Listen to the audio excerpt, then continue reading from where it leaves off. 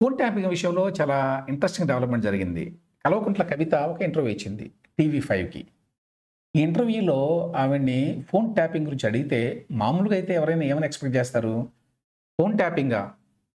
Phone tapping ఎక్కడ జరిగింది? మా ప్రభుత్వంలో జరగనే లేదు. ఇదంతా కావాలని చేస్తున్నటువంటి పని అని చెప్పి అనాలి మామూలుగా అయితే. అయితే కవిత ఆ రకంగా మాట్లాడలా. ఏమన్నది కవిత? అవును. మాకు తెలిసిన వాళ్ళకి, మా వాళ్ళకి కూడా కొన్ని ఫోన్‌లొచ్చినియి. సిట్ వాళ్ళ దగ్గర నుంచి. ఇప్పుడు ప్రభుత్వంలో ఉన్న సిట్ వాళ్ళ దగ్గర నుంచి. మీ ఫోన్ ట్యాప్ అయింది. మీరొచ్చి మమ్మల్ని కలవండి అని అన్నారు. కానీ తర్వాత మళ్ళీ ఫోన్ చేయలేదు. ఏదో చెప్పింది. మొత్తానికి ఏమిటంటే ఫోన్ ట్యాపింగ్ జరిగింది అనే విషయాన్ని కల్వకుంట్ల కవిత ధృవీకరించింది. So, that's one interesting thing. రెండవది జరిగింది గానీ బీఆర్ఎస్ ప్రభుత్వ హయాంలో కేసీఆర్ గారికేమి సంబంధం లేదు దీనితోటి అని చెప్పింది. కేసీఆర్ గారు చాలా బోళాశంకరుడు. ఆయనకి ఇటువంటి విషయాలేమీ తెలీదు. ఆయన పట్టించుకోడు అని చెప్పింది. చెప్పి ఒక మాట ఏమన్నదంటే, కింది స్థాయి వాళ్ళు మిగతా వాళ్ళు ఏమైనా చేసుంటారు. కేసీఆర్ గారికి తెలియకుండా అనే మాట అంది. అంటే స్పష్టంగా ఒకటి బీఆర్ఎస్ ప్రభుత్వ హయాంలో ఫోన్ ట్యాపింగ్ జరిగిందని స్వయంగా కల్వకుంట్ల కవితే కన్ఫర్మ్ చేస్తోంది. 2 అయితే దానికి కేసీఆర్‌కి సంబంధం ఉండే అవకాశం లేదు. మిగతా వాళ్ళకి సంబంధం ఉండే అవకాశం ఉంది. అంటే ఎవరికుంది? తర్వాత ఎవరు పవర్‌ఫుల్ బీఆర్ఎస్ గవర్నమెంట్‌లో? కేటీఆర్. సో, కేటీ రామారావుకి సంబంధం ఉంది అని చెప్తోంది పరోక్షంగా. ఆయన పేరేమి తీసుకోలేదనుకోండి. అంటే కేటీఆర్, కవిత మధ్య ఉన్న విభేదాలు ఏ స్థాయిలో ఉన్నాయని అర్థం చేసుకోవచ్చు. మేబీ జగన్, షర్మిల రిలేషన్‌షిప్‌తో కంపేర్ చేయొచ్చు. ఏ స్థాయిలో షర్మిల జగన్ మీద అటాక్ చేస్తుందో ఎవ్రీ డే చూస్తున్నాం మనం. జనం పట్టించుకోకపోయినా షర్మిల మాత్రం ఎవ్రీ డే ప్రతి ఇష్యూ మీద జగన్మోహన్ రెడ్డిని క్రిటిసైజ్ చేస్తోంది. అదేవిధంగా కవిత కూడా అంతే గట్టిగా మాట్లాడుతోంది. అంటే క్లియర్‌గా ఇర్రిపేరబుల్ డిఫరెన్సెస్ వచ్చిన ఇద్దరి మధ్య. ఇంకా రికన్సిలియేషన్ ఉండే అవకాశం లేదు. ఆ స్థాయిలో కనిపిస్తున్నాయి. ఇంకొక వార్త వచ్చింది దీనికి సంబంధించి డెక్కన్ క్రానికల్‌లో.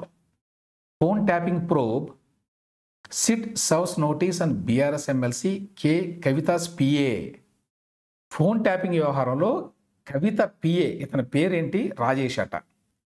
ఈ రాజేష్ అనే అతని మొబైల్ నంబరు బీఆర్ఎస్ అధికారంలో ఉన్నప్పుడు ఫోన్ ట్యాపింగ్ గురైంది అని చెప్పి ఇప్పుడు కనుక్కున్నారు సిట్ వాళ్ళు. కనుక్కొని ఆ పర్సనల్ అసిస్టెంట్‌కి ఫోన్ చేసి రమ్మన్నారు. Reportedly found call data records related to Kavita's PA Rajesh in the phone of snooping case accused G. Pranit Rao. అయితే following the development, the SIT summoned Rajesh. వచ్చి సాక్ష్యం ఇవ్వమని సిట్ వాళ్ళు అడిగారట. అంటే కవిత పిఏ ఫోన్ కూడా ట్యాప్ అయింది అంటే బహుశా కవిత తన ఫోన్ కూడా ట్యాప్ అయిందని అనుమానిస్తోంది. ఇది కూడా విచిత్రమే. అంటే చివరికి కేసీఆర్ కుటుంబ సభ్యుల ఫోన్లు కూడా ట్యాప్ అయినాయి. మరి ఇవన్నీ కేసీఆర్‌కి తెలియకుండా జరిగినాయా?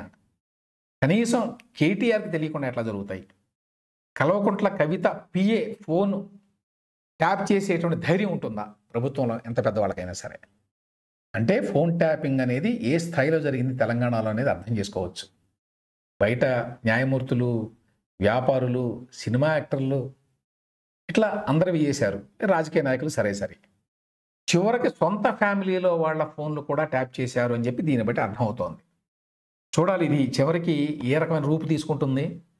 ఇవన్నీ కూడా నిజంగా ఎస్టాబ్లిష్ చేయగలిగితే 2, 3 రకాలుగా దీని ఇంపాక్ట్ ఉంటుంది. ఒకటేమో పొలిటికల్‌గా చాలా పెద్ద ఇంపాక్ట్ ఉంటుంది. ఎందుకంటే ఏమాత్రం కూడా ప్రూవ్ చేయగలిగిన రేపు కోర్టులో ఫోన్ ట్యాపింగ్ జరిగింది భారీ ఎత్తున బీఆర్ఎస్ గవర్నమెంట్ ఉన్నప్పుడు అని, అది ఖచ్చితంగా కేసీఆర్ మెడకు చుట్టుకుంటుంది.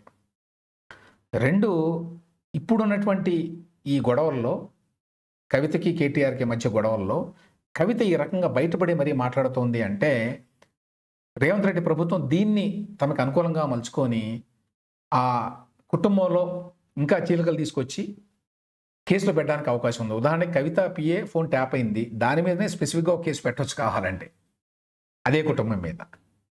సో, ఆ రకంగా ఇది బీఆర్ఎస్ నాయకత్వానికి, కేసీఆర్ కుటుంబానికి ఇది పెద్ద ప్రాబ్లంగా పరిణమించబోతోంది రాబోయే రోజుల్లో.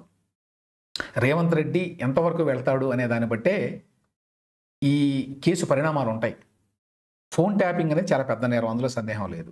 అందులో హైకోర్టు న్యాయమూర్తి ఫోన్ కూడా ట్యాప్ చేశారనే ఆరోపణలు ఉన్నాయి.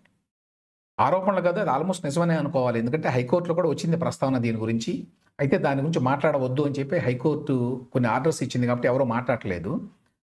అది ఎప్పటికైనా సరే కేసీఆర్ మెడకు చుట్టుకుంటుంది. ఆ రకంగా అది బీఆర్ఎస్ రాజకీయ భవిష్యత్తుకి పెను ప్రమాదాన్ని తెచ్చేటువంటి అవకాశం ఉంది.